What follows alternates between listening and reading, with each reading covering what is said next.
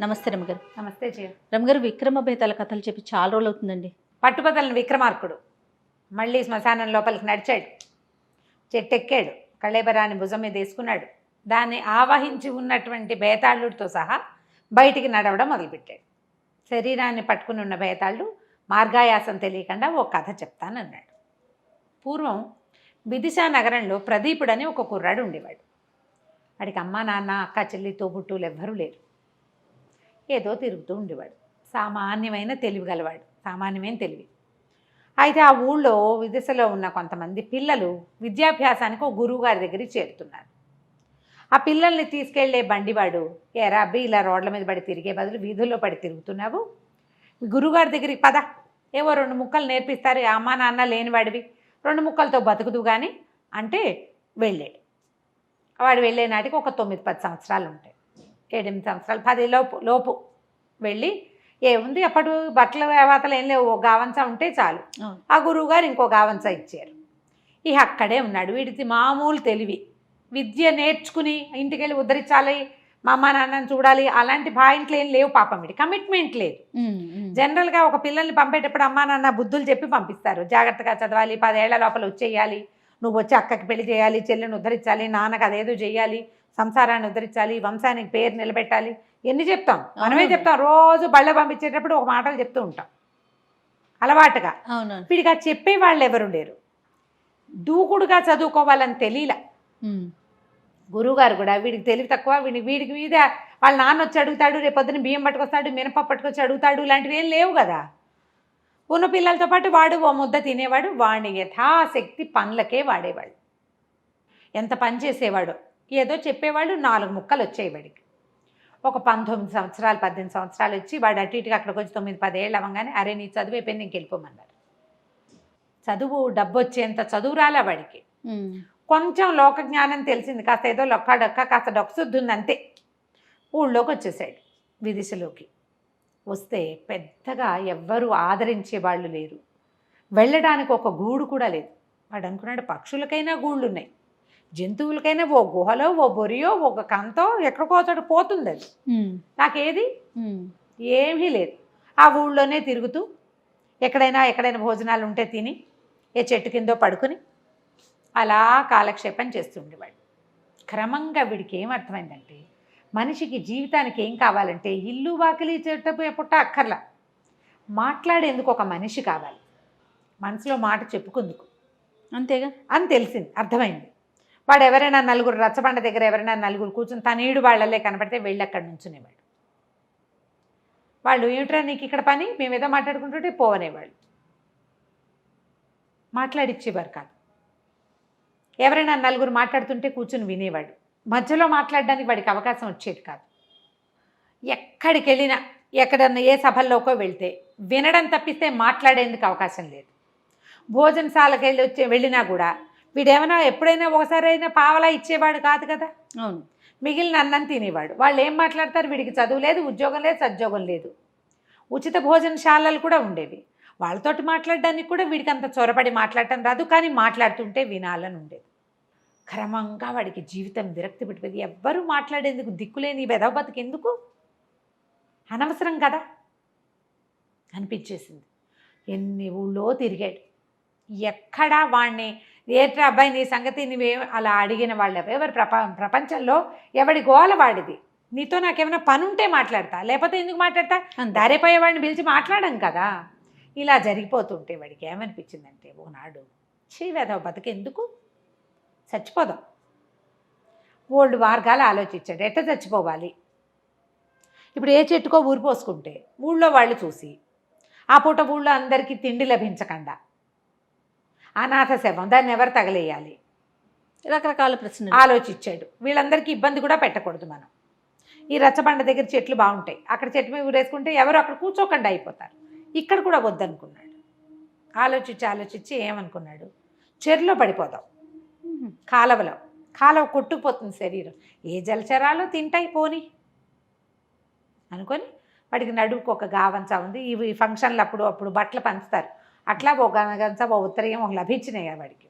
ఏమనుకున్నాడు, దాన్ని పట్టు చేతిలో కట్టేసుకుని నదిలో దిగుదాం, కాళ్ళు చేతులు కట్టేసి ఉంటాయి కాబట్టి కొంచెం లోపలికి వెళ్ళిన కొందుకి ఏదో ఇట్లా ఇట్లా అంటాడు. మామూలుగా మనం మామూలు వాళ్ళని నీళ్ళలో పడేస్తే వాడు యథాశక్తి ప్రయత్నం చేస్తాడు బతకడానికి. వీడికి కొంచెం ఈతొచ్చు.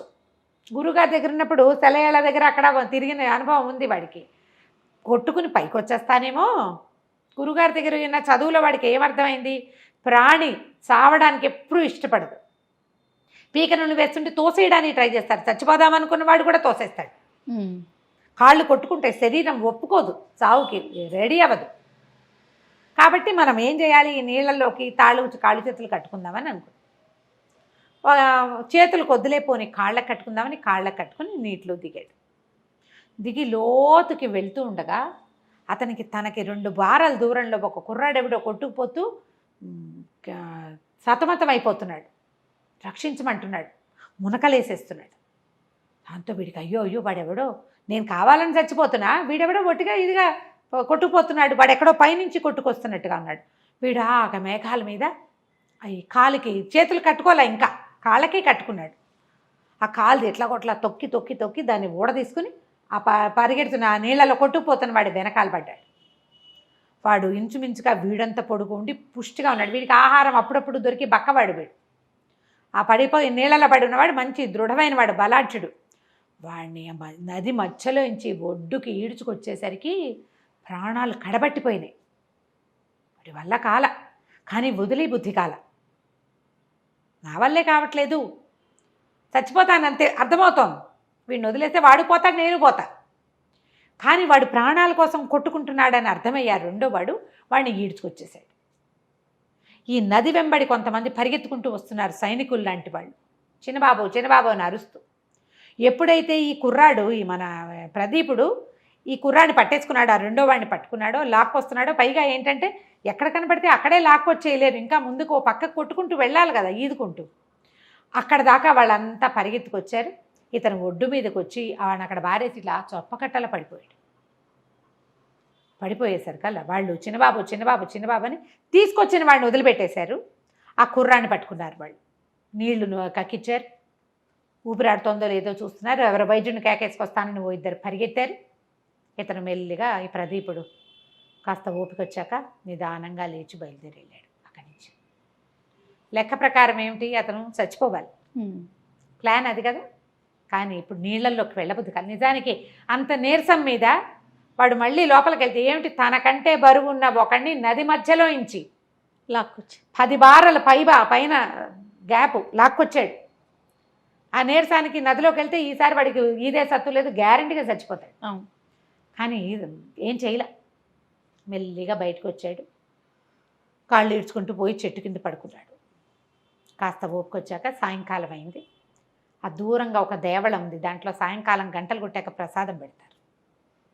వీడు ప్రసాదం కోసం కాళ్ళు ఈడ్చుకుంటూ పోయి ఆ గుళ్ళో బయట కూర్చున్నప్పుడు అతను కనపడ్డారు చాలామంది. సంపన్న గృహస్థు ఒక ఆయన, నేను భార్య, ఒక 14 ఏళ్ల పిల్లవుతి, ఒక 10 ఏళ్ల పిల్లవుతి, ఇంకో 3 ఏళ్ల వాళ్ళు, 5 ఏళ్ల వాళ్ళు, వీళ్ళు కాకుండా పనివాళ్ళు, బుట్టలతోటి పలహారాలు, ప్రసాదం బాగా దొరుకుతుంది, పళ్ళు గిళ్ళు పువ్వులు తెస్తున్నారు. అంతా లోపలికి వెళ్ళారు సందడిగా. వాళ్ళకేసి చూస్తున్నాడు. నాకు ఇలా కుటుంబం లేదే, ఇది వరకు వాడికి చాలా అనిపించేది. ఇప్పుడు వాళ్ళకేసేసి అలా చూస్తూ ఉండిపోయాడు. వాళ్ళు లోపలికి వెళ్ళారు. లోపల పూజ చేయించారు. పూజ చేయించి మన అర్చకుడు ఉంటాడు కదా, అర్చకుడితో చెప్పాడు, ఇవాళ భగవంతుడి దయ వల్ల మా చిన్నబాబు రక్షించబడ్డాడు. లేకపోతే ఇంకా కాసేపు ప్రవాహం సముద్రం వైపు గనక వెళ్ళిపోయి ఉంటే పిల్లాడు కూడా దొరికేవాడు కాదు. ప్రాణాలు కడపట్టినాయి కానీ ప్రాణాలతోటే దొరికాడు. ఎవడో మహానుభావుడు పిల్లవాడిని సేవ్ చేశాడు. అందుకని ఈ రోజున అబ్బాయి పుట్టినరోజుగా భావించి వాడు బతికొచ్చాడు కాబట్టి ఇదంతా భోగం చేయిస్తున్నాము అని ఎన్నో లడ్లు, ఎన్నో స్వీట్లు, ఎన్ని రకాలో దేవాలయానికి 1 ఎకరం పొలం రాసిస్తున్నానని చెప్పాడు తండ్రి.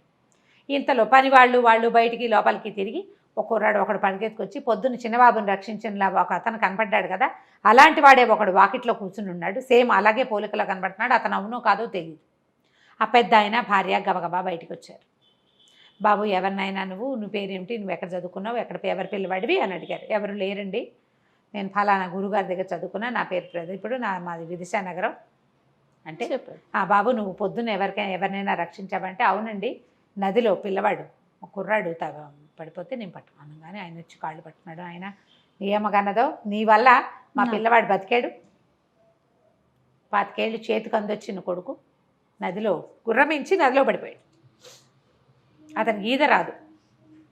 వాళ్ళు వెంటనే గబగబా లడ్డూలు ప్రసాదాలు అన్నీ పెట్టి ఇక ప్రదీపుని తీసుకెళ్ళిపోయాడు. ఇంటికి తీసుకెళ్ళి మా అబ్బాయి చాలా ఏడిచేస్తున్నాడు మధ్యాహ్నం నుంచి. నన్ను బతికిచ్చి వాడు ఎవడో చచ్చిపోయాడేమోనని భయపడుతున్నాడు. నువ్వేమయ్యావో మా పాలేళ్ళేమో పని వాళ్ళు చూడలేదు సైనికులు. మధ్యాహ్నం నుంచి మా అబ్బాయి అన్నం కూడా తింటలేదు. ఏదో కాస్త ద్రవం పుచ్చుకున్నాడు. నన్ను రక్షించిన వాడు బతుకున్నాడో లేదో కనుక్కోండి, లేకపోతే వాడి బతుకు నేను బతకాల్సి వస్తుందని ఏడుస్తున్నాడు అని తీసుకుపోయారు.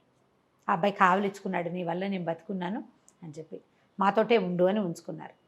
6 నెలల తర్వాత వాళ్ళ పెద్ద అమ్మాయిని ఇచ్చి పెళ్లి చేశారు. ఆ కుటుంబం ఇతని కుటుంబం అయిపోయింది. ఈ కథ చెప్పాడు భేతాళుడు.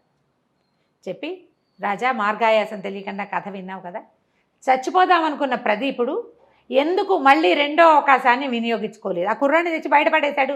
పోయి నదీ ప్రవేశం చేయొచ్చుగా, పుసుకుని పోయేవాడు అంత నీరసం మీద. ఎందుకు చేయలేదు అంటే రాజు చెప్పాడు, తన జీవితానికి ఏ ఉపయోగము లేదనుకున్నాడు ప్రదీపుడు. కానీ తను ఒక ప్రాణాన్ని రక్షించేసరికల్లా ఎవరినైనా రక్షించడానికి ఏ బంధము అక్కర్లేదు, బతికి ఉండడానికి బంధమే అవసరం లేదని అర్థమైంది. బతుక్కి బంధం ఎందుకు, మనం కల్పించుకుంటాం. ఇప్పుడు వాడెవడని వాళ్ళ అమ్మగన్న కొడుకుని వీడు ఎట్లా రక్షించాడు? తల్లి ఎట్లా ప్రాణం పోసిందో ఇతను అట్లా ప్రాణం పోసాడు కదా. నేను ఇది చేయగలను, ఈ ప్రాణమే గొప్పది అని భావించి ఇక చచ్చిపోకూడదు అని నిర్ణయించుకున్నాడు. అతనికి ఎప్పుడైతే బతుకు మీద తీపి వచ్చిందో అతనికి బతుకు దగ్గరకు వచ్చింది.